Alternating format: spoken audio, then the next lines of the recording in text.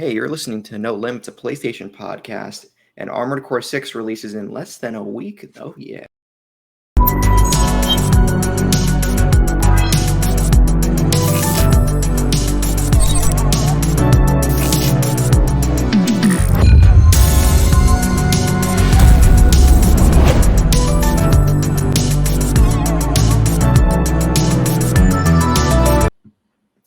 Hello, everyone. Welcome to No Limits, a PlayStation podcast. My name is Taylor, and I'm joined by my co-host, Sam. Brianna is discovering Mormon. I shouldn't say that. She's going back to Utah. Remember you can find the video version of this podcast over on youtube.com/SaveTheGameMedia every Tuesday. And while you're over there, make sure to subscribe to the channel. If you'd rather listen to audio, we are on all your favorite podcast services, and we would love it if you could leave us a review. It helps us grow, and we would love any feedback. If you want to support us and get early access to all Save the Game Media content, head over to patreon.com/SaveTheGameMedia and choose the tier that's right for you, just like our current patrons did: Bucky Blue, Amon, Fabulous Brianna, Brianna's mom, Brianna's brother, Brianna's wife, Nikolai Knight, Cypher Primus, Brenton Myers, Marcus O'Neill, Lillian, Mimi J, The Snack Network, David Hotright, Dave Harp, the Xbox Expansion Pass, Alpaca Tom, and my frying pan. Just kidding. My frying pan is not part of the Patreon, but yes, my frying pan is listening to this and wants to become part of the Patreon. Offers out there. Also check out our YouTube at Save the Game Media. Twitter, also known as the letter that comes after W in the alphabet, at Save Game Media. And interact with us in the Discord. Links are on the show notes. And we're still giving away Spooderman 2, Digital Deluxe Edition, also known as Spider-Man 2. And all you have to do to be entered to win is reply to the tweet, which will be in the show notes, or on our Twitter. This thing should be a pinned tweet to our giveaway tweet for announcing this. And you just have to reply with a 5-star review and subscribe on YouTube to enter. You can also DM us on Discord and show us a screenshot of your 5-star review and the YouTube subscription. And we're also doing the same requirements, but for Starfield Premium Digital Edition coming out on Xbox Series consoles. So you could win either of those titles. And for this Starfield Premium Digital Edition, you have to rate Project X Talk. That's our Xbox sister podcast 5 stars. I feel like I could have mentioned all this a lot more efficiently, but I did it. We got it out there. It's done.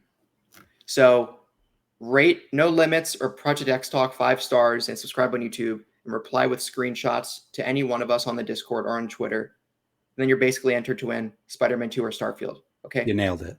Thanks. There you go. Yep. We're doing it live. Actually, this isn't live. This is recorded. Or is it? Well, if it's not recorded, actually, I should be recording this locally too, because a few weeks ago we recorded an episode that Melon deleted. We're rolling the dice. They're afraid what we had to say about the election. I'm just kidding. Yeah, all of those spicy takes in there. Yeah. Lost to the wind. Although this time next year, it'll be 2024, and then we will be approaching another U.S. presidential election. So kill me now, Sam. God. Oh, God. Yeah. Oh, God. That's right. That's right. We will all be baked by the sun before that. Yeah. You know, Texas, it's like consistently 104 degrees and up right now in like the Dallas area. See, when you say 104 degrees, my mind is like Celsius. So not 212 degrees Fahrenheit. They're just all dead. Yeah. But no, yes, I obviously have to convert from Fahrenheit. Well, that's hot. It's hot. It's like 40-ish C, 40 C to F. Yeah. Yep, it is actually 40 Celsius is 104 on the dot. I am so smart, and I deserve clout for that conversion. Even if that was a fluke, you also deserve, praise. So yeah, either way. Broken clocks right twice a day. Yeah. Unless the clock falls apart. Very true. But anyway, Sam, what have you been playing? Redacted? Redacted and redacted. There are two things, and I can't talk about either of them. So I'm going to have to be incredibly boring, I'm afraid. I've been playing the game of life. That's what I've been playing. That's what I can talk about.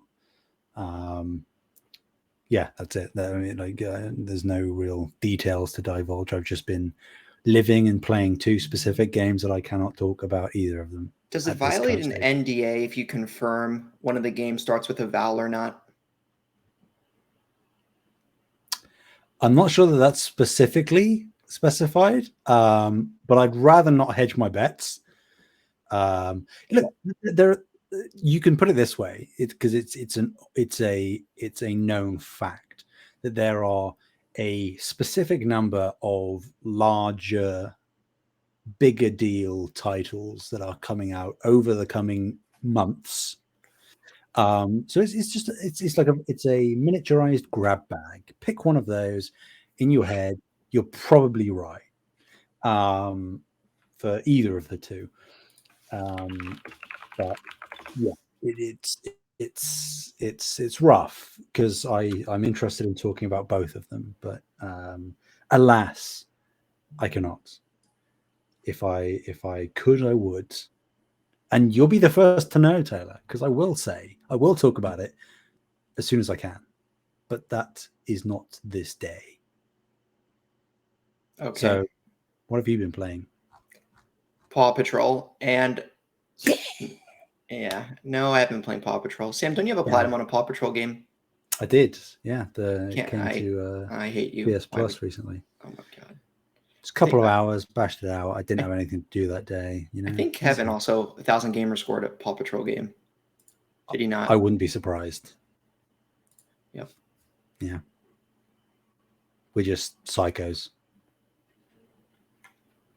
Yep. Would do anything to bolster those digital scores. Oh yeah. Oh yeah. What is it sitting at? Paw Patrol Open Critic. I used to use Metacritic because of fantasy. Like I can't do that anymore. It's probably surprisingly high. Paw Patrol, Honor Roll, and Mighty Pups are both at 68%. That's much higher than I anticipated. Yeah. They're like the most child-friendly baby games possible. Well, I mean, outside of Peppa Pig, maybe that is the most basic game I've ever seen. There's Mario, right?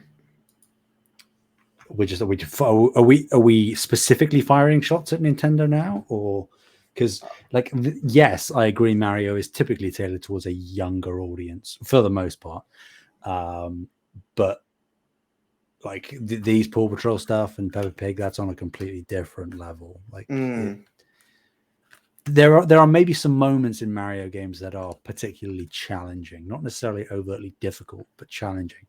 There was no such moment in any of these kiddie games.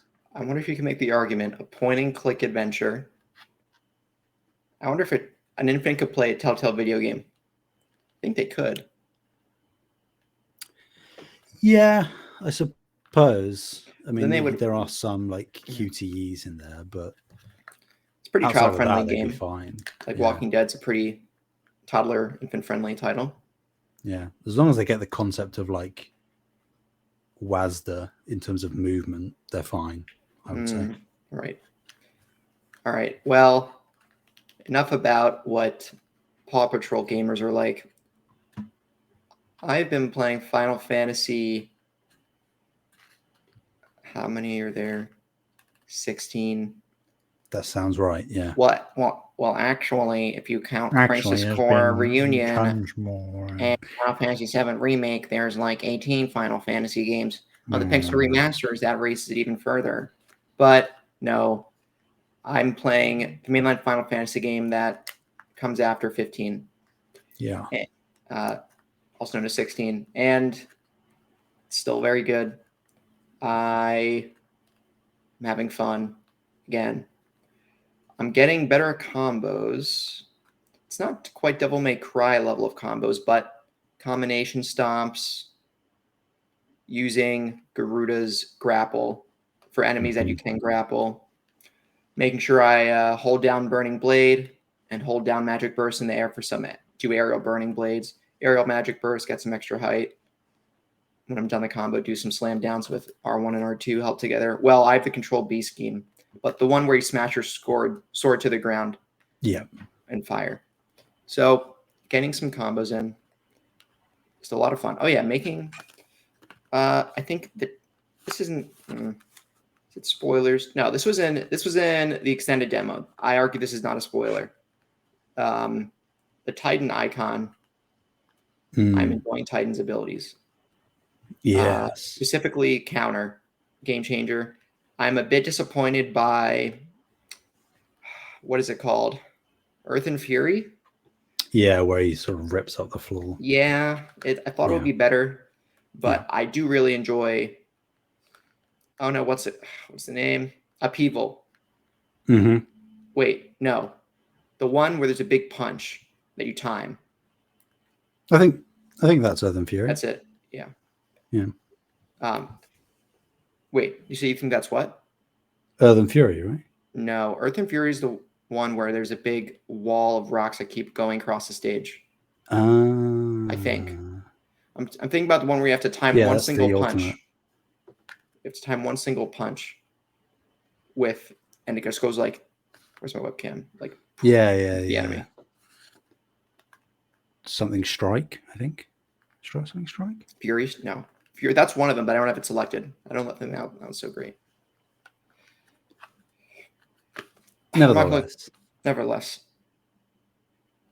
Enjoying that. I do find, I wish I didn't need to have Garuda's abilities equipped, but I do.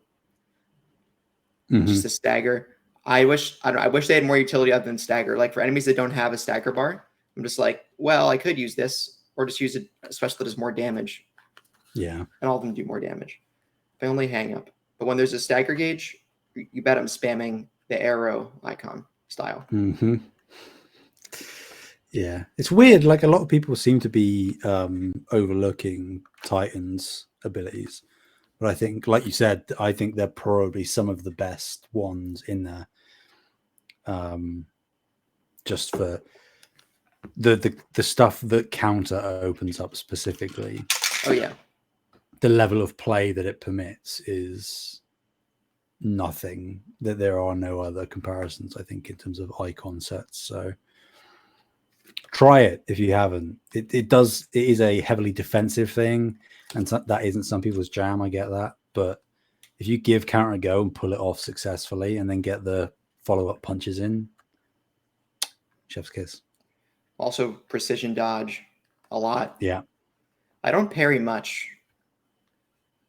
Sometimes I do it by accident, but it's mainly a coincidental thing. Yeah. I think you could probably try and aim to execute it more so than not. But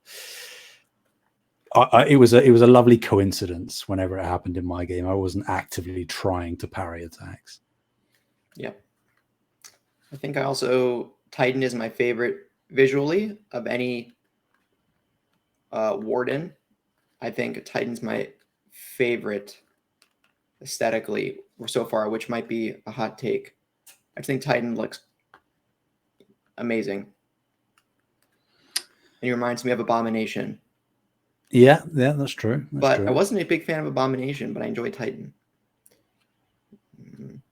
Maybe it's the person behind the icon that helps. Oh, right. Because I think Hugo as a character is not necessarily overly compelling or three-dimensional necessarily, but arguably more interesting than what's his name? I can't remember Abomination's real name. Oh. It is, let's think back, Ed Norton's Incredible Hulk. It is Blonsky. Emil. That's it. There you go. Yeah. I don't think he's a particularly interesting character. Probably flatter than Hugo. So that might be part of the reason. What's this about Red Hulk? Apparently that Colonel, what's his name? Will Hurt's character in 2008. Yeah. Thunderbolt Ross. Thunderbolt Ross turns into a Hulk, man. Like, what the hell? Yeah. But obviously that actor passed away, so he's been recast. Wait, Will Hurt? It's Harrison Ford, right? Yeah.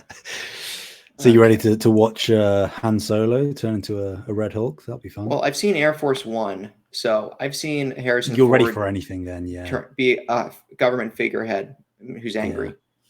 Yeah. So he's now the president that can also turn into a big red Hulk. All right. It's going to be great. All right. Well, moving on. It's been a bit of a light news week, but we have a lot of questions. Actually, I didn't even put the question in this document, but I'll read them off. The piss board, also known as Discord, Sam. All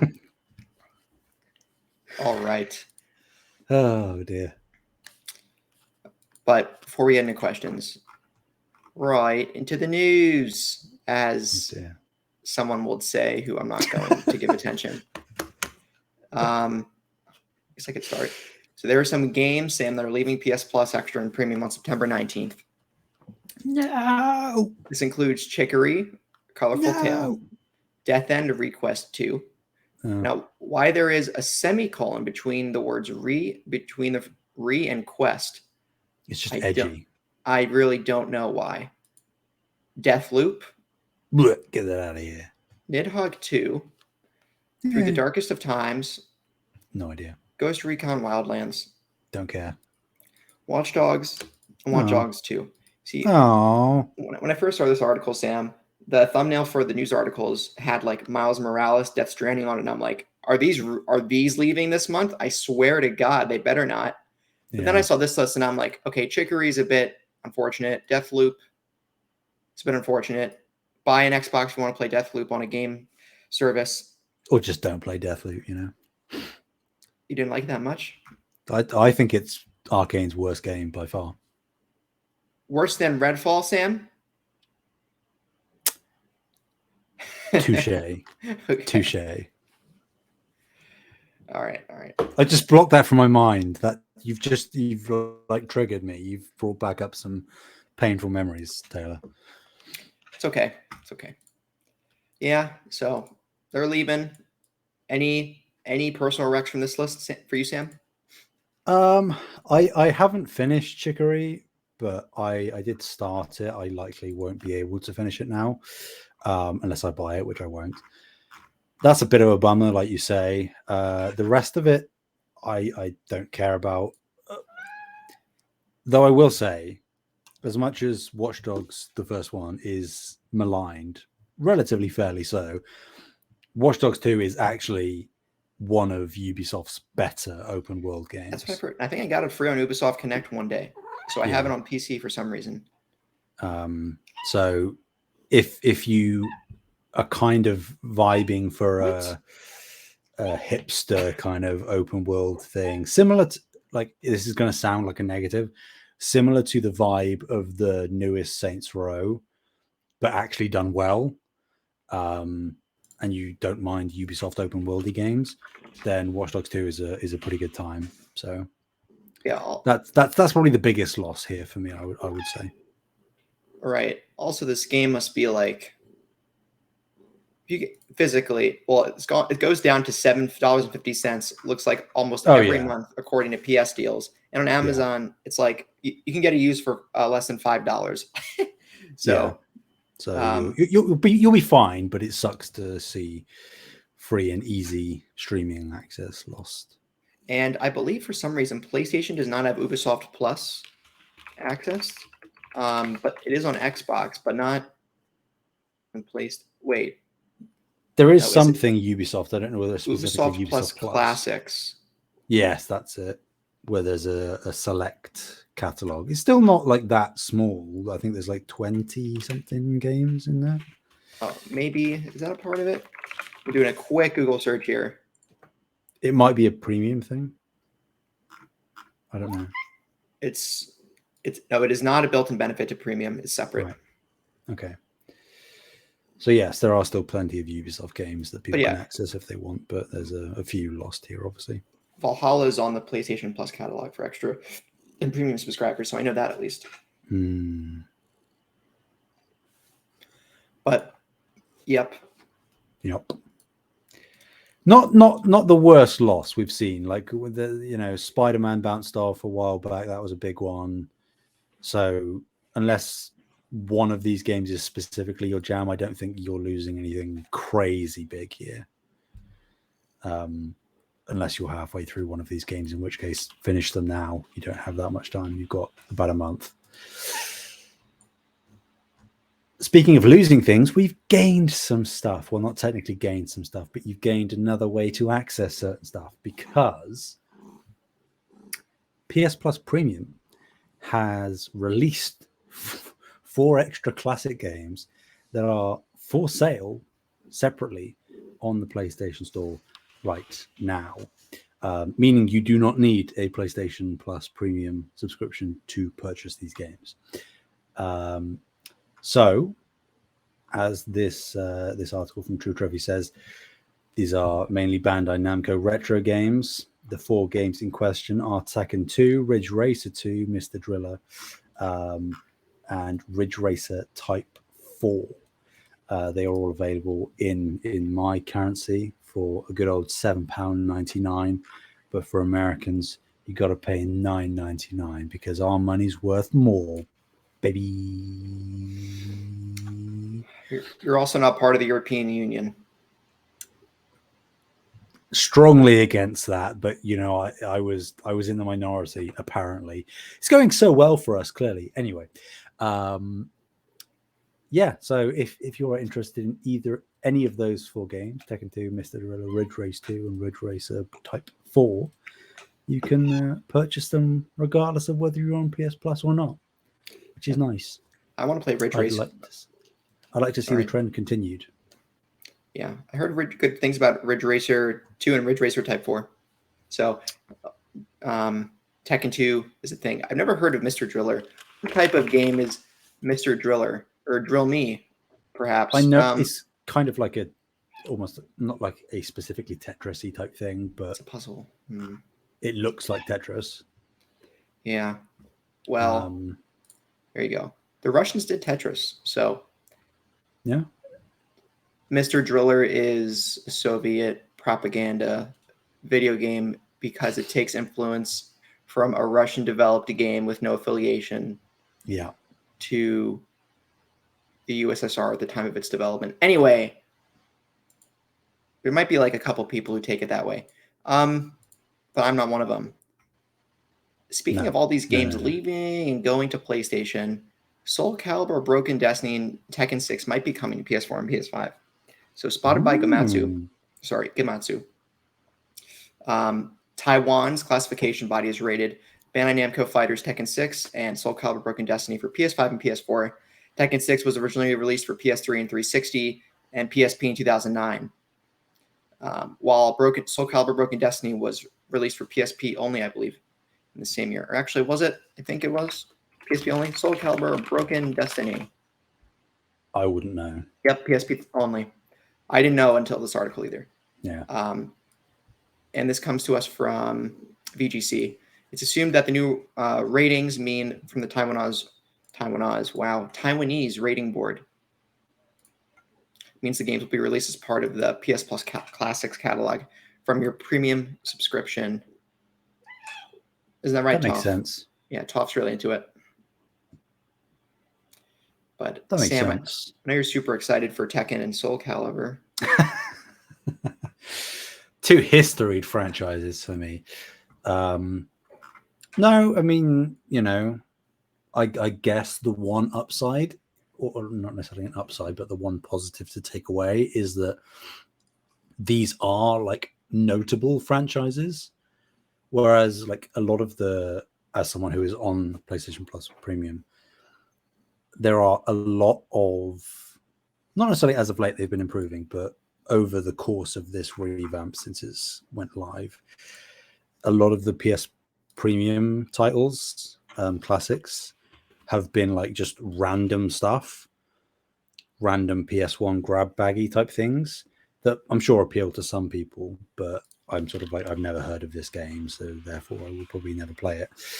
But at least like Tekken and Soul Calibur they are name franchises. So obviously we saw a lot of like Siphon Filter. We got Twisted Metals recently. So to see this trend continue, I would hope that maybe like one day we'll get Resistance Retribution from PSP. Bring that over into the Classics catalog, please. and stuff like that. So I don't care about these games, but they are maybe an indication of good things to come. That might be copium. I don't know. No. Fair enough. No. Fair enough. Yeah. But you interested in either of them? Or I suppose not. No. No. Nope. But not really the fighting game type. I enjoy Smash Brothers. I enjoy following fighting games. I might try Sure. Street Fighter 6 eventually. So let me rephrase what you said. Am I not the fighting game type?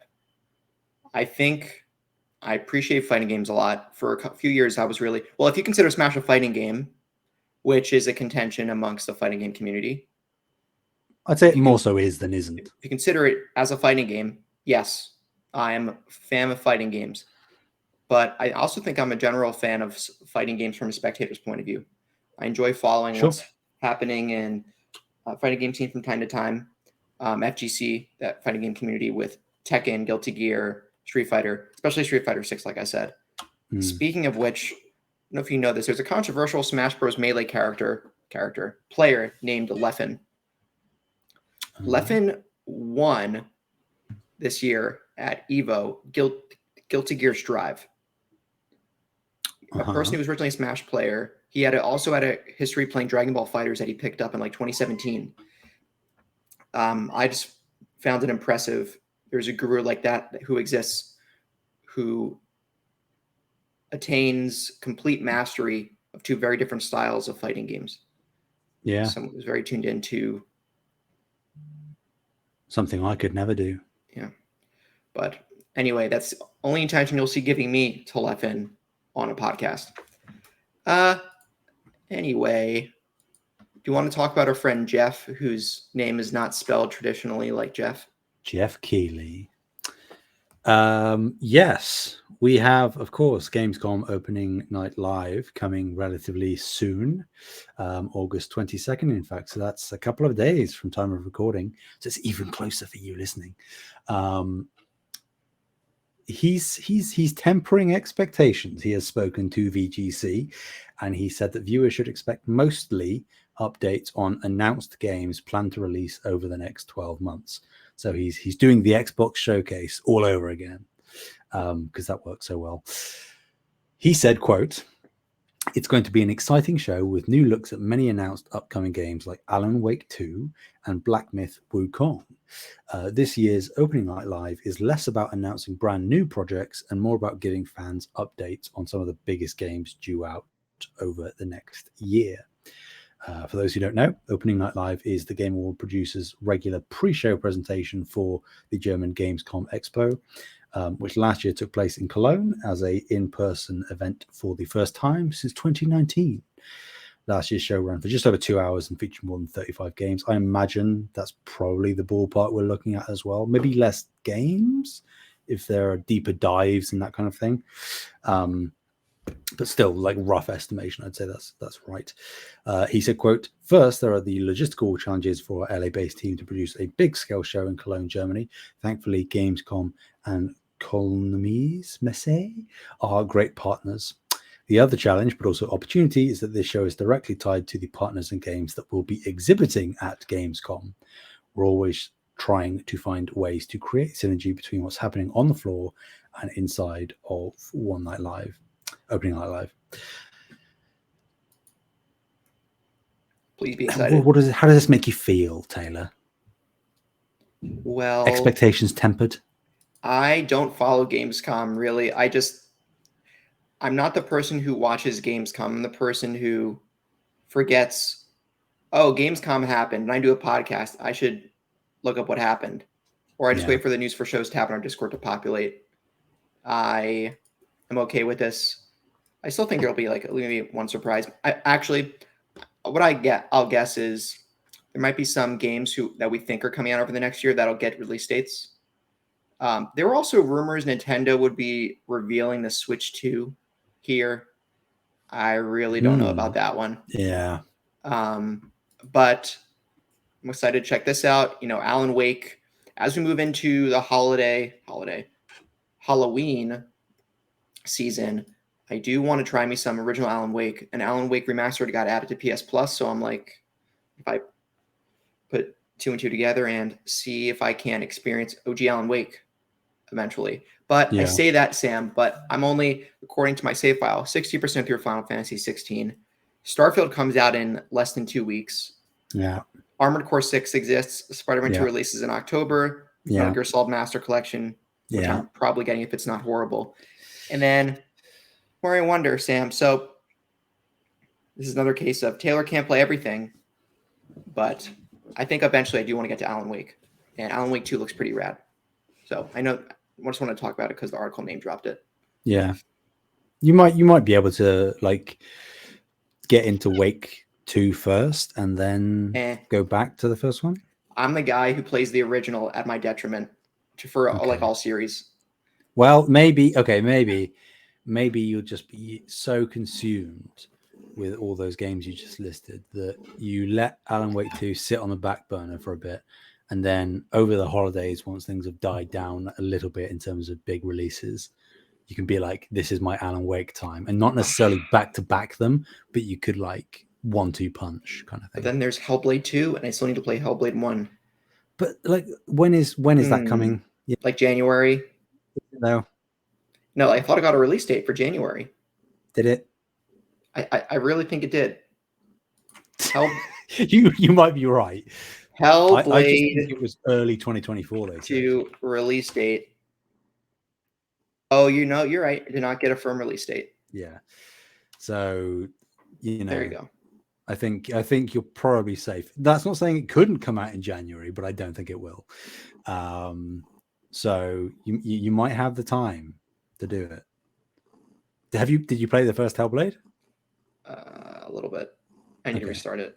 Sam, that's a short game. That's like 6 hours max. So you can knock that one out. Here's the thing: easy. I'll never get to every game, but nowadays most games I start, I will finish. It just might take me months or years, but I will finish. Well, I mean, you finished Tears of the Breath of the Wild super fast. So. It only took me 6 years. Yeah, that's nothing. Nothing. It's all right, isn't it? Tough. Is that all right? Is that all right for you? Better late than never. Yeah, she is bombarding me. Whoop. Okay, that's her tail. Anyway, Spider-Man. We have some more accessibility news for Spider-Man 2. Spider-Man 2 will have new accessibility options that slow combat. So a PlayStation website update for Spider-Man 2 shows a glimpse into planned accessibility features. Most notably, you'll be able to slow the combat speed down to 70%, 50%, or even 30%. Its full speed, allowing you to more easily react to what's unfolding on the screen. And you can toggle this on and off. So, yeah. Dope. So, that's good for you folks who for whatever reason want to play the game slower and need to play the game slower. You can do that. Yeah. I think like I doubt that either of us will use this in any capacity. But it's nice that it's there for people that need it. And even like I'm thinking if I do like a new game plus thing, or I'm just messing around in the city after I finish the story, having like a toggleable built-in slow-mo mode, that does sound kind of cool. Particularly if I'm trying to set up like a photo mode shot or something. Oh, wow. Or like a sizzle reel. There's this one PlayStation Twitter account, and I don't know their name, but they like make these really cinematic clips. Yeah. Like Last of Us 2 goes to Tsushima and they post them. Yeah. Yeah. You know what I'm talking about? I do know. If I thought about it, you're looking it up, so you'll probably find it. As soon as you say the name, I'll be like, of course, that's the name. Because I follow them. I forget their name. But yeah, no, I think that might be so. Like saying I'll never use it is maybe an over exaggeration. But like in terms of for the actual accessibility side of it, I won't need it. But it's still a cool thing to maybe be able to mess around with once I'm done with the actual full experience.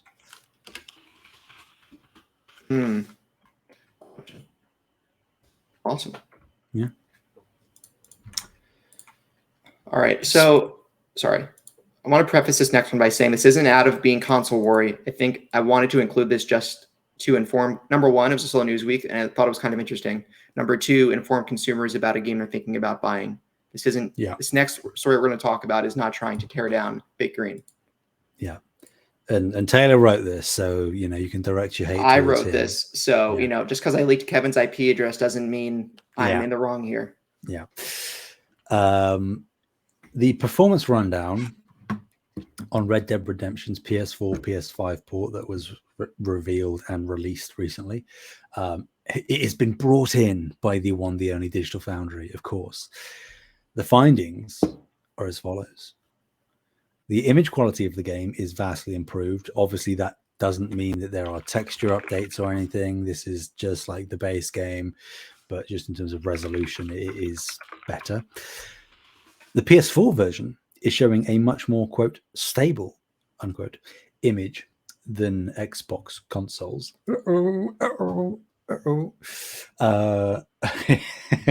Specifically, geometric elements and foliage seem sharper and solid, while even Series X running at 4K with high anti-aliasing has an unstable resolve with jagged edges.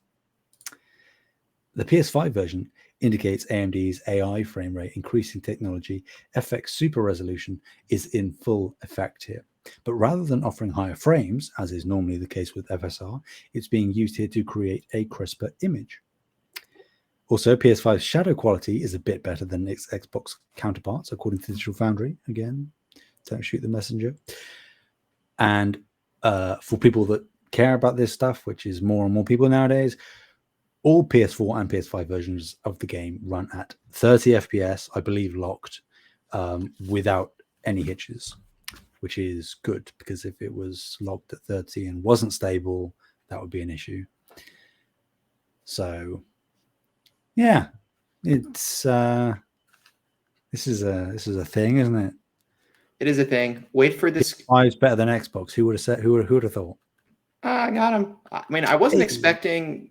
I honestly wasn't expecting the PS4 and PS5 port from a performance perspective to be slightly better, because I believe on PS3 and 360 was superior, and the Red Dead already had the big glow up on Xbox via back compat a few years ago.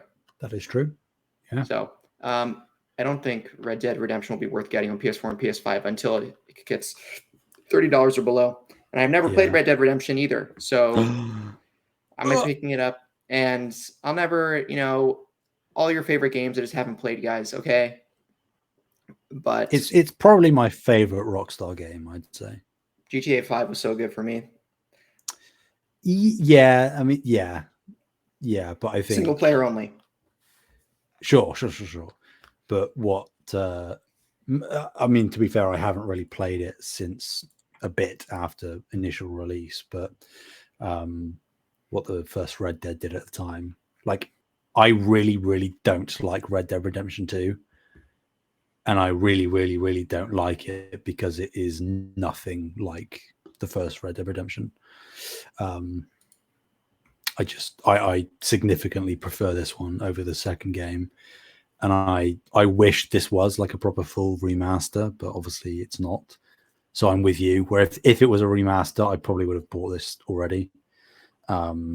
But because it's literally just a port over, nothing's really improved. As much as it does have Undead Nightmare, which is possibly the best DLC ever released.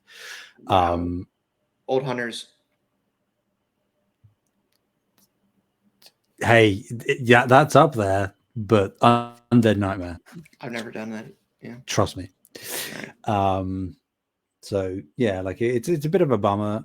Like it's I guess the reason, and I've just thought of this, the reason that it's maybe performing better on PS4 and PS5 than Xbox consoles is because of the back compat thing already existing on Xbox. They didn't really have to do that much work to port it, whereas from the PS, because it was locked to PS3 on PlayStation, they actually had to, and this is just speculative, obviously, they technically had to put in more effort to get it running on these more modern consoles, if that makes sense. Like they already had a pre-existing version, even if it was just running from back compat on Xbox. So they had less groundwork to actually manually do to make this port run. Whereas from PlayStation, they actually they literally just by the nature of the beast had to put in more work because there is no back compat available on PlayStation side. So they had to drag this version of the game into modern day. But that's just, I could be completely wrong. Who knows? Well said. Well said, Sam. I am. Green eggs and ham. Yep. Oh, yeah. And this last one is an opinion piece, but I wanted to talk about it. And the subject is, are there good games on PSVR2? Okay. So Ryan McCaffrey from IGN recently came out saying that he massively regretted his PSVR2 purchase, saying that he loves great VR game experiences and was so excited that Sony was doubling down with a truly powerful second-gen headset, but they burned him. He said there are no games. It already feels dead. Look at this layer of dust came from his tweet. And of course, one person's opinion doesn't. We're mentioning this to tackle this from different angles, but I think it's worthwhile to talk about it at this point in time, given it's been around for about 6 months now, right? PSVR2. Yeah. And it's pointed out that the PlayStation Store has only 70 PSVR2 games listed, whereas just under, or maybe you'd argue that's not only just under 70, but under 70 PSVR games 2 listed. Horizon Call of the Mountain is the only first-party title for the console, but there's a lot of third-party exclusives like Switchback VR Synapse, Firewall Ultra, and Firewall Ultra releases next week. Yeah. Most titles are ports already available on other platforms. Whereas on the other side of the coin, from Digital Foundry, John Linneman from Digital Foundry in a recent video said that PSVR2 titles don't rely on big names, but they're still fun to play. He said, and the writer of this article comes to us from Mixed News. I don't know how much they are for news articles, but I think it's an interesting opinion piece, so we're reading it. Yeah. The author of this opinion piece says, to say there are no good games for PSVR2 shows nothing but ignorance. The fact that McCaffrey hasn't even bothered to try any new titles, as evidenced by his image of a dusty headset, confirms this. So that's what the article of this opinion piece said, but they acknowledged everything comes with a steep entry price. Yeah. That for the consumer, right? This is around $600 and first-party titles with big budgets aren't in the cards for the platform because development costs can never be recouped. The installed base is too small. So would a series of high-profile VR games help PSVR2 break through and sell millions of units? I don't know. But VR has to grow organically, and according to this author, they say it can't be pushed into the mainstream with huge investments alone. The language of VR has to further evolve as the VR studios, hardware, and consumers who have to get used to the technology. So they think this will take many years of gradual adoption, and then there are no shortcuts, and Sony understands this. Yeah. So I think the crux of this is it too early to put PSVR2 down as a platform? And if it is it because we have to wait for the technology to mature? Or we really think this eventually won't be catching on and VR will just stand in the water? It's so interesting. Because, I've said it before, but for people listening that might not know, I am a heavy supporter of VR, specifically the first initial PlayStation VR headset. I don't currently have a PSVR 2. I will definitively 100% eventually have one, even if no more first-party games come. If that happens, I don't mind. I will still eventually get one of these headsets, just because I got more than my money's worth out of the first one by the time that the PS5 rolled around. And to relate it back to the question of are there any good games, the initial question, I think that there are. Like, that there is no argument that there aren't. I think it just depends on your perspective of what you want PlayStation VR specifically to be. Because anybody that was deep within the initial PSVR headset space, you knew that you were going to get a few here and there high quality, maybe at most AA second or third party titles a year if you were lucky, and you'd get a large number of indie VR titles, shorter experiences, and ports from other previously existing headsets. So you kind of knew that was what you. I think if you were going in expecting anything else with the initial PSVR, you were woefully misinformed. I think the only reason that PSVR 2 has had issues is because from the offset they unveiled Horizon Call of the Mountain, and I think that set a maybe unfair expectation on it as a peripheral, where you have a first party title off the bat at launch for it, and you kind of then, some people might be expecting a cadence to be kept up of additional first party support, and that wasn't the case with the first PSVR headset. And not that it was stupid to assume that would be the case with VR2, but like, there wasn't a massive leap in the VR market between PSVR 1 and PSVR 2. So to anticipate that it would remain anything other than a relatively niche peripheral is, I think, potentially being blissfully ignorant, but ignorant nonetheless. Like, I was under no illusion that there was going to, I wasn't thinking there was going to be a God of War VR game, an Uncharted VR game, or a Ghost of Tsushima VR game, a Death Stranding. You know, I knew that wasn't going to be the case. I knew that we were going to get a lot of ports from an original PSVR and other headsets, and a couple of new games here and there, which is what the PSVR 1 did. And I was happy enough with that.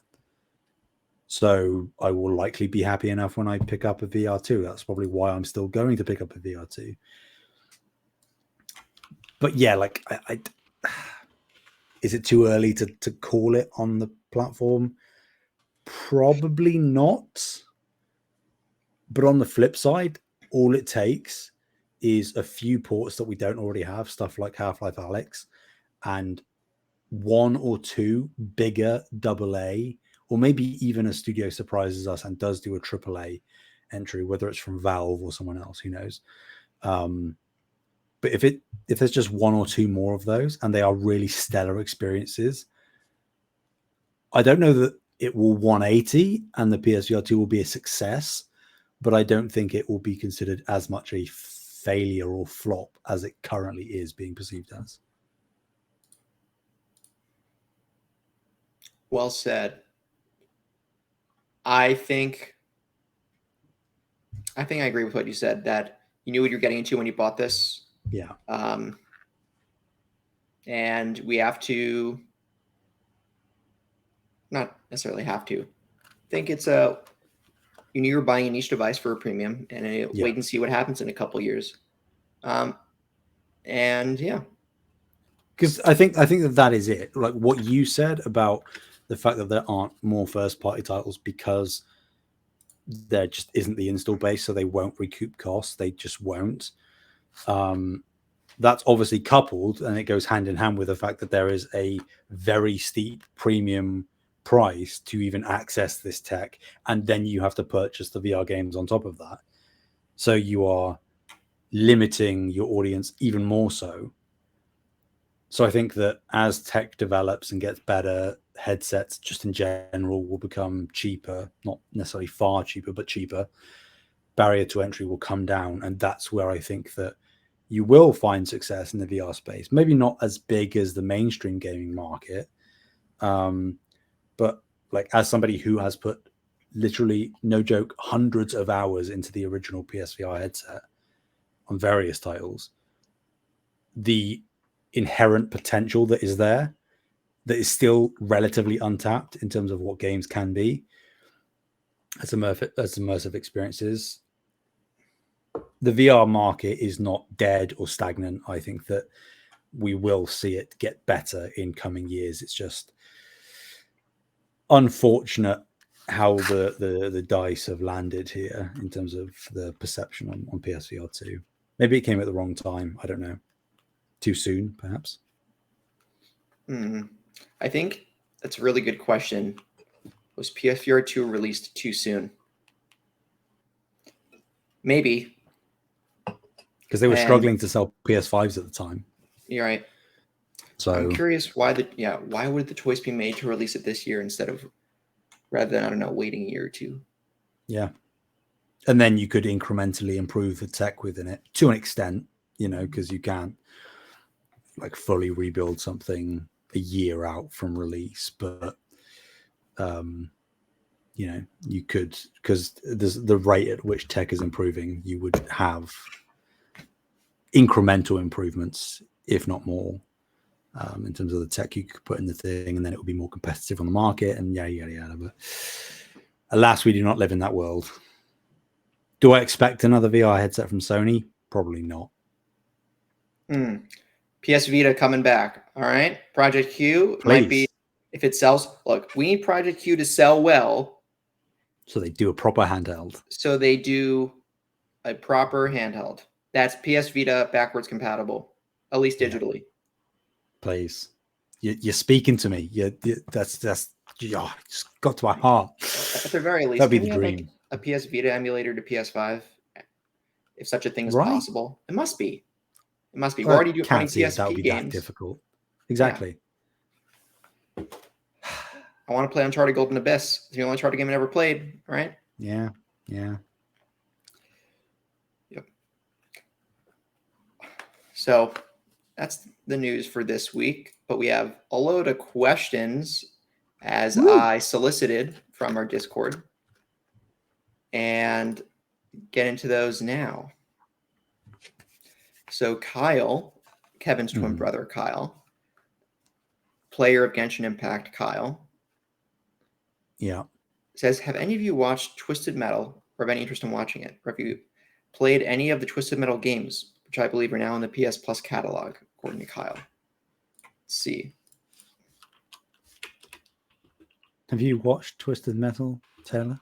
I have not. I could hazard a guess, but I do not have Hulu. Sorry. It's Peacock, actually.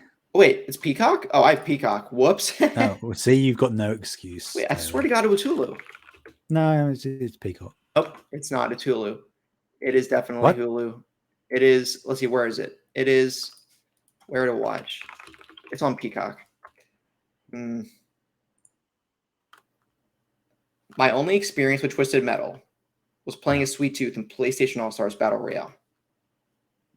Hey, that's still a tangential link. Weak, but it says it's accurate.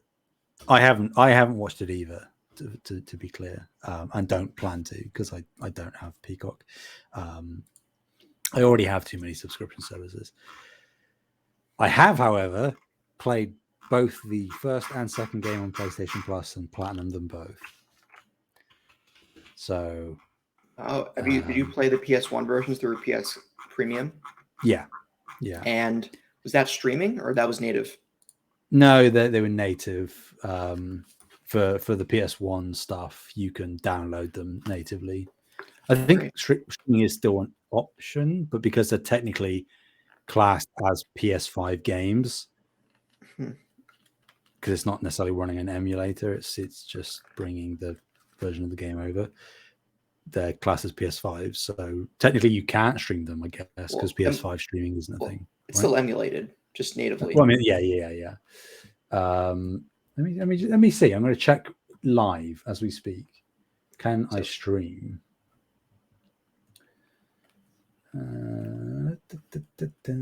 Well, how do you like Twisted Metal from what you've played? I actually liked the first one more than the second. They were all right though. Like I had a good enough time with them. Obviously, it's quite clunky. You can stream them. Yes, you can. Obviously, they are aged quite poorly in terms of controls, but I can understand why they might be interested in rebooting the franchise or revitalizing it. I'm skeptical still in terms of how well it'll do, even with the show, but I kind of get it. Like, because we don't really have that many vehicular combat games nowadays, and some might say that's for a reason. But I don't know. I'd be interested in seeing what a modern take on those games are, fleshed out a little bit more. But it's not necessarily, unless it's like a PlayStation Plus thing that they launched the new game into the subservice because it's a live servicey thing. I probably won't play it. Definitely not if it's like retail price. Mad Max Fury Road, Sam. That's your tangential Twisted Metal modern title, I guess. That Mad Max game, underrated. You know, that was a great game. I've heard a lot of people say it was a great game. It is very good. Yeah. Nice. Oh, whoa. Toph is back. Hello, Toph. I told you. Yep. Well, good question. Thanks, Kyle. Yeah. Kevin has 2 questions, and he's mad. Okay. Does Sony ever actually commit to PC day and date? Assuming he means this, not that has Sony ever done it, but will they do it in the future? I do not think so. Maybe. I guess the easy answer is maybe. I don't think they do it in the next 5 years. It depends. Like, what was the specific wording of the question? Does Sony ever fully commit? It says ever actually commit. I guess ever, yes. But I don't think they do it in the near future. Okay, so I'm going to be very pedantic with your wording, Kevin. If you said, does Sony ever fully commit, as in everything is PC day and date? No, I don't see that happening because they don't need to. They're the leaders in the console space. Their first party games always sell at least relatively well. But we know that there is a big multiplayer live servicey stuff coming down the pipeline, and all indications seem to indicate from those that we currently know about will be PC day and date. Like Helldivers 2 that's the most recent example. And I imagine that if we do ever see Factions, that will be PC day and date. Marathon that's multi-platform, so that doesn't really count from Bungie. But I think stuff like Concord, that will probably also be PC day and date. Like if you set a precedent with the first few games, then that will follow. So my logic would be that any live service multiplayer game that they launch will be PC day and date. But for single player stuff, no. Unless something goes really wrong for Sony, which I don't see happening.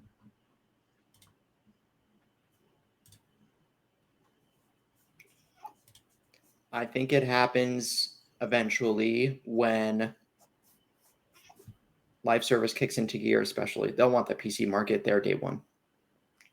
Yeah, but I mean, for the single player stuff, I just don't see it. Like they have currently right now, it's working for them because they have their dev teams focus on literally just a single SKU, and then either they can outsource the port later down the line once the main team has fully completed the game, patched it and stuff, any post-release stuff, or the studio themselves tackle it.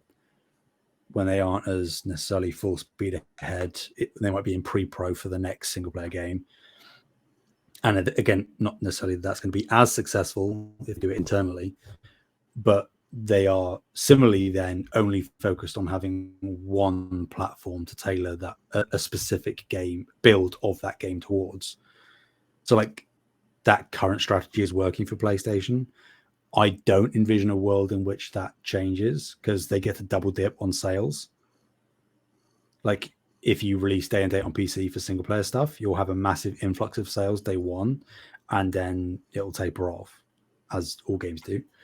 But if you have a staggered release, you get a massive uptick on launch day on PS5. They start to tailor off. Then you can release like a complete full Game of the Year, whatever edition on PC, and then maybe update it as a director's cut kind of deal for the PS5 folk.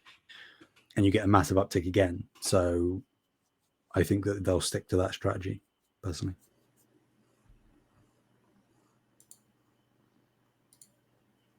Well said. Thanks. So, yep.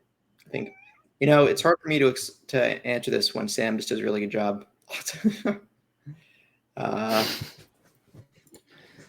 But yeah.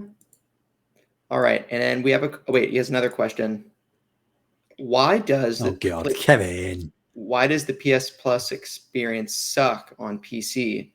I was hoping to stream some games on my Asus ROG Ally, but Sony only allows you to use a DualShock or DualSense controller for PS Plus and remote play on PC. Is this some scheme to push their Project Q Lite? Is that really true? Kevin, there are ways to... Okay, let me back this up. I think you might be able to get out of this from a technicality. There is... Oh, wait, no. It will be going the other way. So you still might be able to. There's a program called DS4 Windows on PC that lets you mask a PlayStation 4 controller as X input and makes your PC recognize it as an Xbox controller. But I believe PS4 controllers are... Let me back this up. PS5 controllers, direct input. Yeah, it uses the generic direct input driver. Let's see. How to use Xbox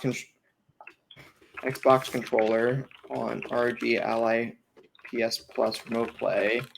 See if anything comes up. There's a Reddit post about it. Watch it be posted by Kevin. No, it isn't. Okay.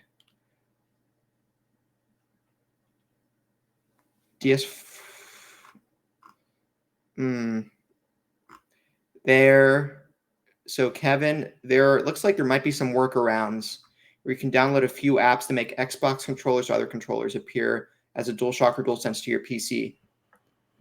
And some person on Reddit says it's a bit buggy, but it works. There's a program called Chiaki, Chiaki. Although I understand, right? You shouldn't have to go through these workarounds to do it. Why does Sony do that? Because it's probably really straightforward. Well, and they didn't think that far ahead because they don't care that much about remote play on PC. I don't think they're intended. Yeah. Well, yeah. And I guess what I'm trying to say is I think some of it might be naivety rather than just forcing you to buy their controller. However, Sony would obviously love you to buy their merchandise. So it might be a bit of both, but it looks like there's a workaround if you just search the internet for and waste 30 minutes of your day. Or you could just play on PS5, Or you could just play on, but he wants to do it handheld, Sam, and not buy Project Q.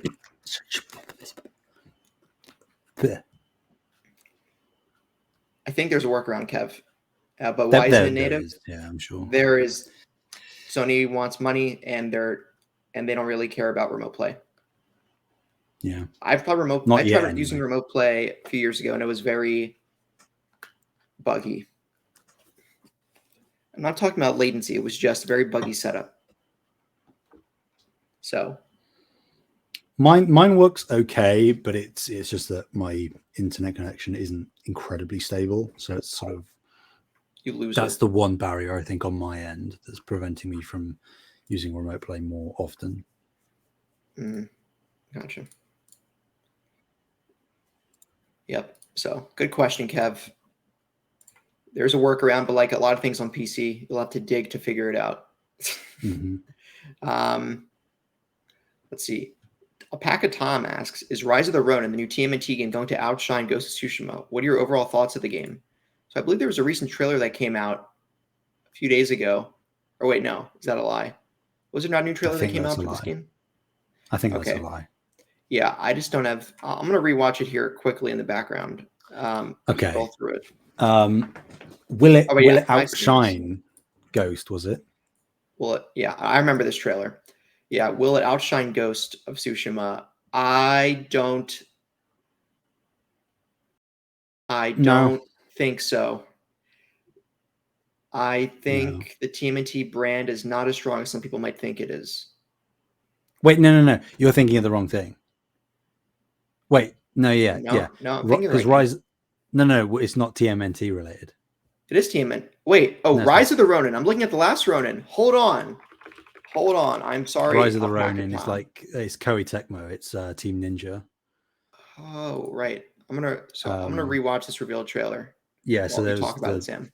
There's only one trailer that's come out, which is the one Taylor's watching. So we haven't seen that much from it. So I would need to see more to be sure about sort of my overall thoughts. But I liked Wolong. I kind of liked Neo. Wasn't that big into them. This, I think that they're aiming it to be more of like a Assassin's Creed-y, Ghost of Tsushima-y mix-up type of thing. Maybe a tiny bit of Yakuza thrown in there. And obviously the usual Neo-y kind of, not necessarily super difficult, but fast-paced combat. I don't think it will outshine Ghost, because you can have stuff like Neo and Wolong and even stuff like Sekiro coexist, and they are all centered around relatively similar things, and even alongside Ghost, and I don't think that they cannibalize one another. And also Ghost, like Sucker Punch, just know what makes Ghost so special, in terms of like its visuals, the environmental design, music, and not necessarily saying that there can't be overlaps, because of course there are, but I don't think that like God of War and Assassin's Creed Valhalla exist. You could technically say that both of those games have a lot of crossover in terms of setting, in terms of sort of general narrative direction of an outsider coming to a sort of more Nordic-y realm and fighting mythical beasts and stuff. So yeah, I think it's fine. I think Ghost 2, whenever we get that, will be more than okay. Is it? I can't remember. Is Rise of the Ronin console exclusive? It's a PS5 console exclusive that, according to the trailer we got last year, releases in 2024. Yeah, so some point over the next year. So we could see it at Gamescom. We could see it at Gamescom. Yeah, because Ghost 2 isn't going to hit next year. We would have heard about it by now, I would have thought. 2025 at the earliest.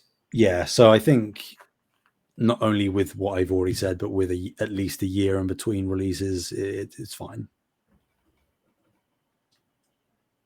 Yeah, will it? I guess the specific question was, will it outshine? No, although I think it'll complement Ghost of Tsushima.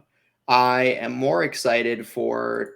I'm going to deflect this question a little bit and say, for me personally, Phantom Blade Zero, to me, it looks like that could be very intriguing. Maybe like, I don't know if it would outshine Ghost territory, but in terms of a visceral samurai experience, that's when I have my eye on. Yeah. Next, I have not played Sekiro or Neo. I remember playing the Neo demo back in like 2016, but I did not play the full game or the second full game.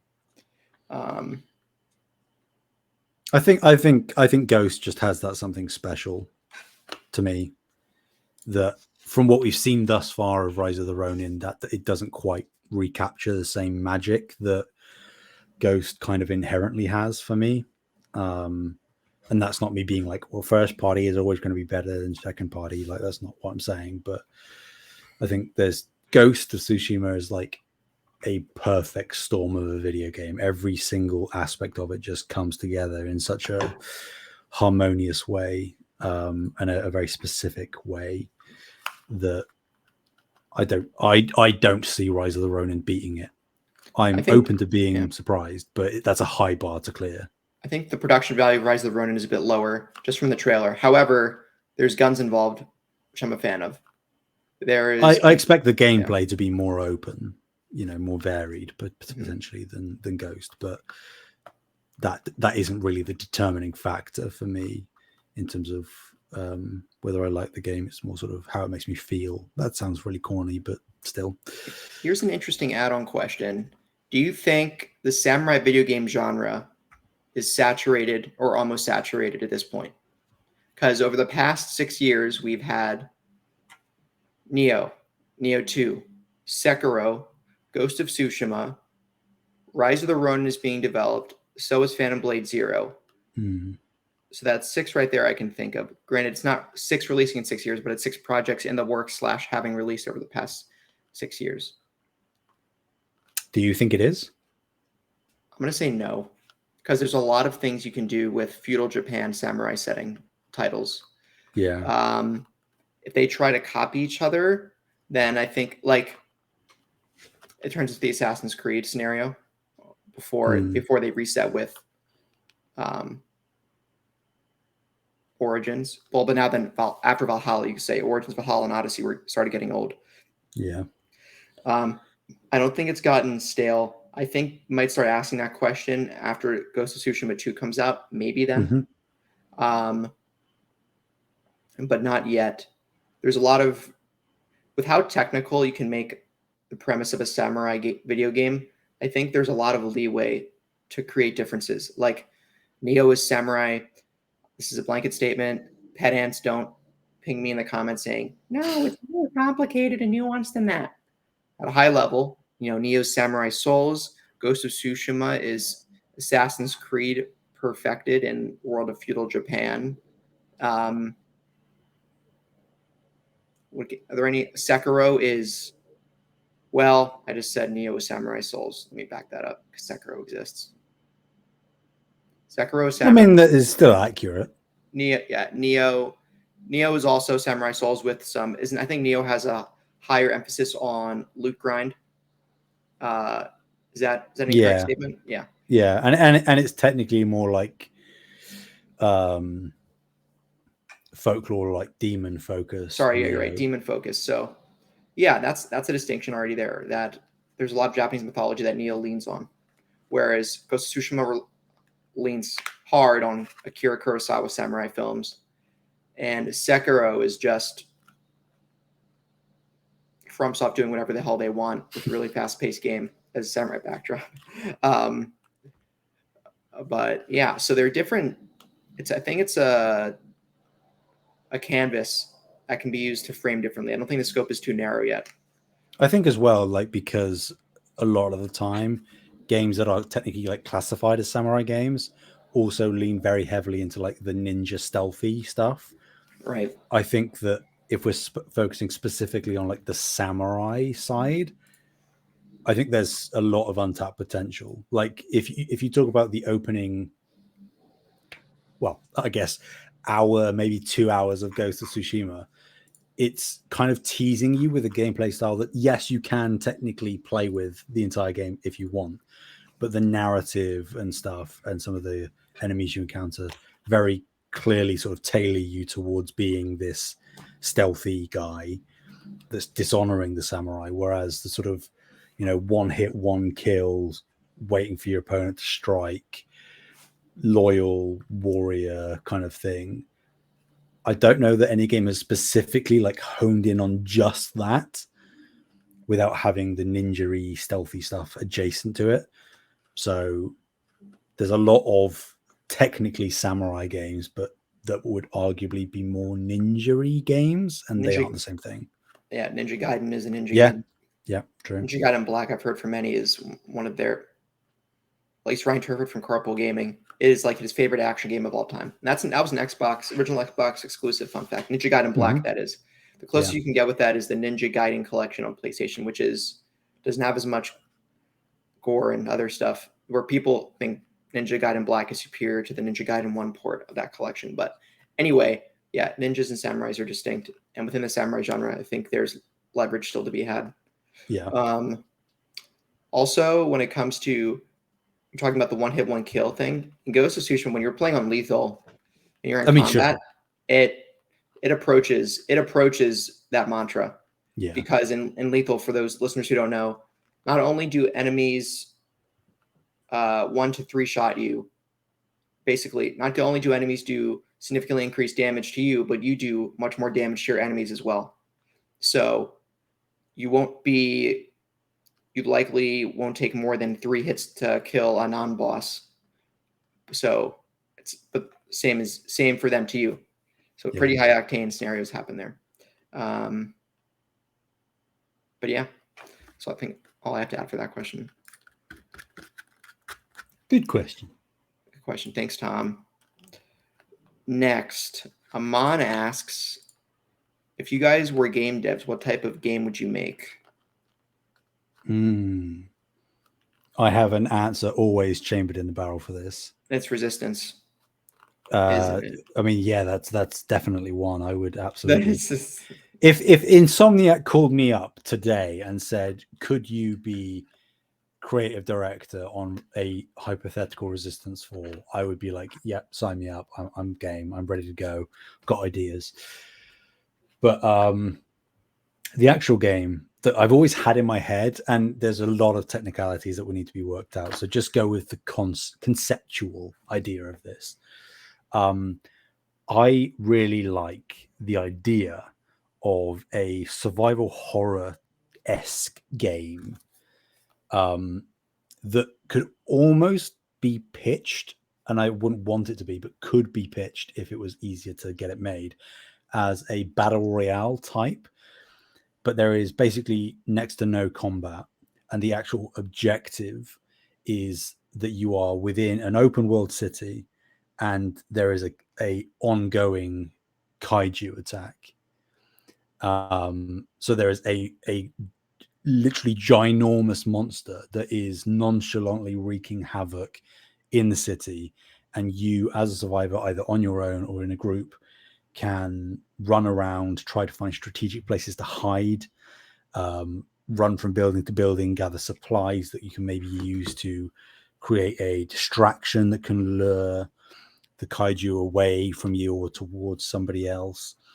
So it's a massive game of hide and seek that leans far more into the horror aspect. And like I say, there's a lot that needs to be worked out mechanically. What is the specific gameplay loop? But I think that as a pitch, that in my head feels quite novel, and would lead to really interesting, almost like emergent gameplay scenarios. So that would be my pitch off the bat. Very interesting. Yeah. I want to get more into survival horror. Ali's into it. As we get closer to Halloween as well, maybe I'll snag Resident Evil 2 remake and try a little that. Well, I know I'll be able to tolerate Alan Wake. It's more of a thriller mystery than it is a horror game, right? Mm-hmm. So when it comes to horror, I want to see if I can cross the barrier too and actually watch 2013 Evil Dead without turning it off 2 minutes in. But for me, I've been thinking about this for a while. I think it would be really cool. I don't have any experience climbing, but I think it would be really cool to develop a first-person, not VR, but a first-person climbing survival game where almost like 127 hours or Between a Rock and a Hard Place, for those who read the book. Well, not necessarily breaking and not severing your own arm, but a survival scenario where you're climbing the side of a cliff, or sorry, you're climbing a mountainside or a cliff face, and something drastically bad happens at the beginning of the game. You lose your water, your gear, or your friends fall and it's just you. Some scenario where you're left to survive day by day climbing up a mountain, and you have to allocate your. I think it would be interesting working on like resource allocation just from climbing handhold to handhold, foothold to foothold, and consulting climbers on it. Like, what's strategically the better choice to make? What's the better hand or foothold? What if you choose the wrong one? Or if you choose one that's less optimal, you either slip and fall and then you have to retry again, or you've used too much of your climbing stamina and that was a high risk, high reward choice that ended up being low reward and higher risk, or something like that, a climbing survival game. And it would add strategy, but also some tenseness to it, where maybe you have, I know this is getting really into the hard thumping thriller side of things, but like if you had a timer and you have to get up to the cliff face in this amount of time, you have to choose how to do that with this many moves. I'm not quite sure if it would be how open it would be versus being level based, but I think first person climbing survival game would just be really cool. Do you use all of your anchor points in one particularly difficult spot and then have to like basically free climb the rest of the way, or do you sparse them out? I like that. Anchors, that's another thing. I think it would just be really cool to make a game built for climbers. And I'm not someone who's experienced myself, but it would just be really cool learning about the sport, interviewing with and interacting with and designing around with climbers in mind and folks who are interested in getting the layman invested in that activity and that strategy.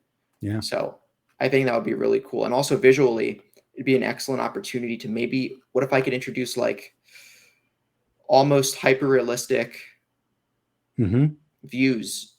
Or what if it's you could partner with a national park and literally have real views. You are literally climbing this cliff face. And this is what it actually looks like. And you could have it could be PSVR2 or VR compatible. Speaking my language. I think it could be a really cool title. So maybe I just gave away the next great thing for first-person gaming and VR gaming, but I think that'll be really cool. Only up. We have to come down. What if it's different terrain? What if it's climbing and you have to use an ice pick versus in the summer on a cliff, like I said, on a cliff face? Navigate around. What if you choose the wrong route and then you have to deal with the side of an avalanche or something? Yeah. All these different scenarios. Maybe even managing your food. I don't know how far I'd go into that. Or what if maybe the game would shift into 2 different styles when you reach base camp and you're on level ground again. But then you have to deal with, I don't know, maybe wildlife that want to get you, or starting your fire in time and eating enough food. And that influences how much energy you have for the next day. Stuff like that. Without making it. Yeah, I think and adding levels to it where there are different settings where it doesn't have to be so hardcore. And adding story elements throughout. There could be like storytelling elements of, flashbacks, or when you make it to base camp, you go back through your things and reminisce about your family back home or something. I don't know. There's so much I could do with that. Firewatch type situation. Yeah. I haven't played Firewatch, but maybe something like that. Like that survival, storytelling through survival backdrop. I like it. Thanks. So yeah, I think that's actually no. We have one more question. No. This is awesome, but I'm liking these questions, guys. I think we should ask for these more often, Sam. I like it. Let's do it. Yeah.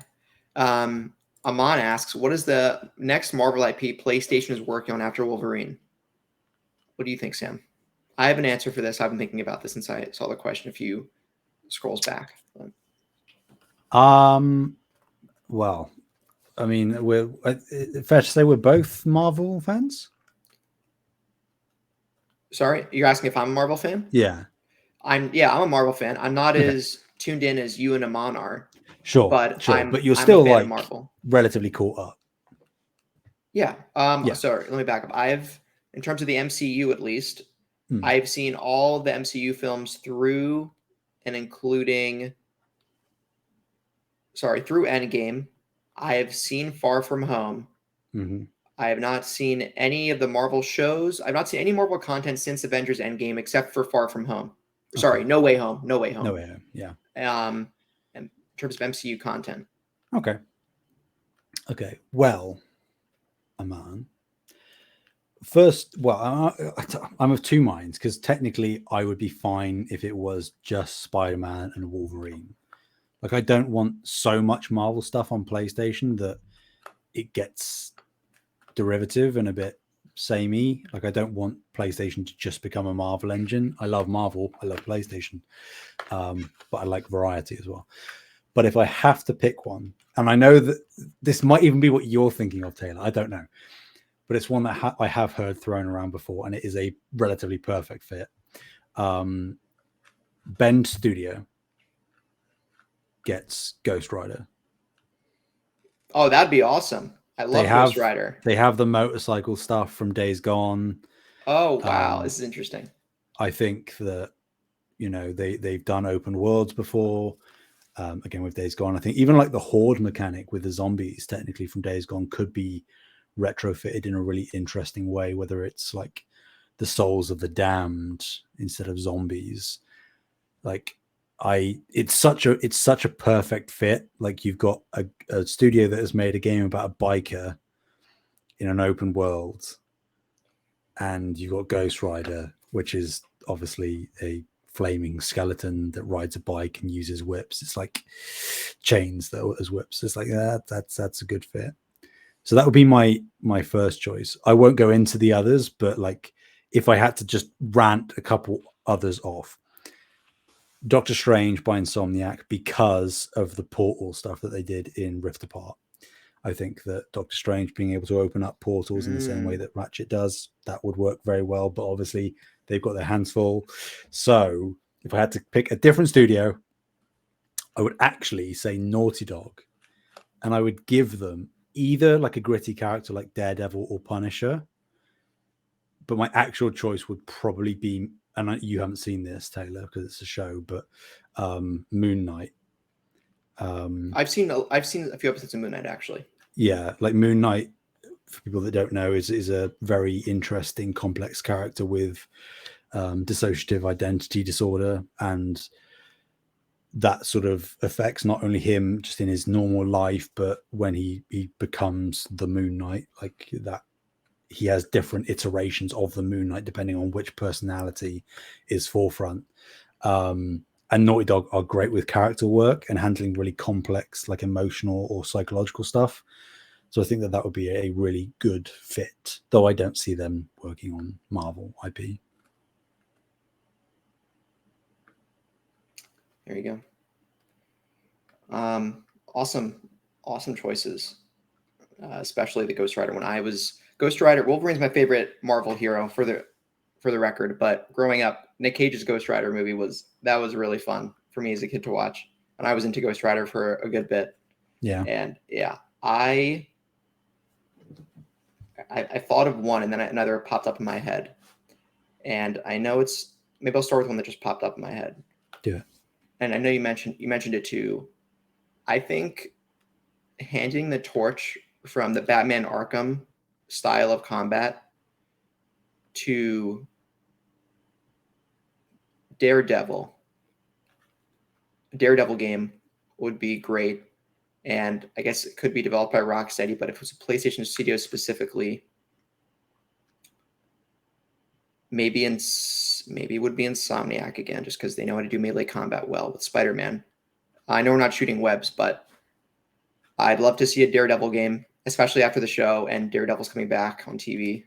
Santa Monica might be able to do that as well. Santa Monica. Oh, yeah. With God of War. The melee combat. Oh, yeah. Actually, Santa Monica doing Daredevil, that would be amazing.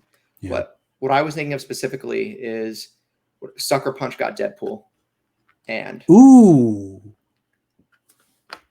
I think it would be very interesting. Yeah, I like that. They've done the sort of schmarmy, egotistical stuff with Sly. Yeah, no, I dig that. Thanks. Yep. And we have of course the Katana. If they want to borrow Katana gameplay systems from Ghost, they can. I just think it would be a really good way of combining the lighthearted, charismatic Sucker Punch of the past with the more serious in tone company of the present, at least with how Ghost of Tsushima is framed. Right? There are many pieces of comedy in Ghost. Right? But what other has Sucker Punch worked on stuff besides Sly and Ghost that I think I'm forgetting? Infamous? Of course, Infamous. Yeah. So they made Infamous 2, or sorry, TOO. They made one Infamous 1 and 2 in the numbers. Yeah. But yeah, and Infamous is more of a obviously more serious, but there's some lightheartedness in the Infamous games. But I think and they've already experienced doing superhero, an original one at that. I think Sucker Punch with Deadpool would be very interesting, and hopefully would be at least better than the PS4 or there's a PS3 Deadpool game that we got. That wasn't for licensed superhero game. That wasn't that bad. No, but for doing a proper 85, 90 on Metacritic type superhero marquee title, it'd be cool to get Deadpool back. And I think as well, like if you just consider like the real world circumstances, out of all the characters we just mentioned, probably Deadpool is arguably the most popular in the zeitgeist currently. So technically, if we're speaking realities, would maybe have the highest chance of having a game made about him. So I like it. You just got all the good ideas, Taylor, today. Thanks. I don't know, Sam. You're really good at this too. And you work in games. So well, I mean, sort of. Not really. Contract for games. Yeah. No, but I love it. All right. Cool. Well, even though we're only a 2-person team, we're running up on over 90 minutes here. So hell yeah. So I think we'll get the show wrapped up. And I open feedback here for my co-hosts and viewers alike, or listeners alike.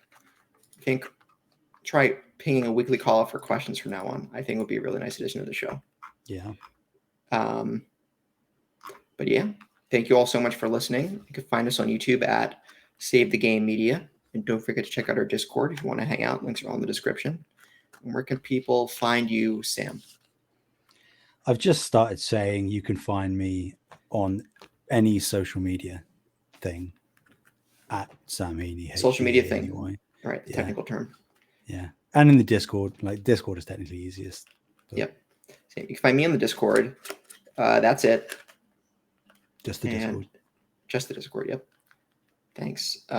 This has been No Limits, episode 57. And Bree should be back next week.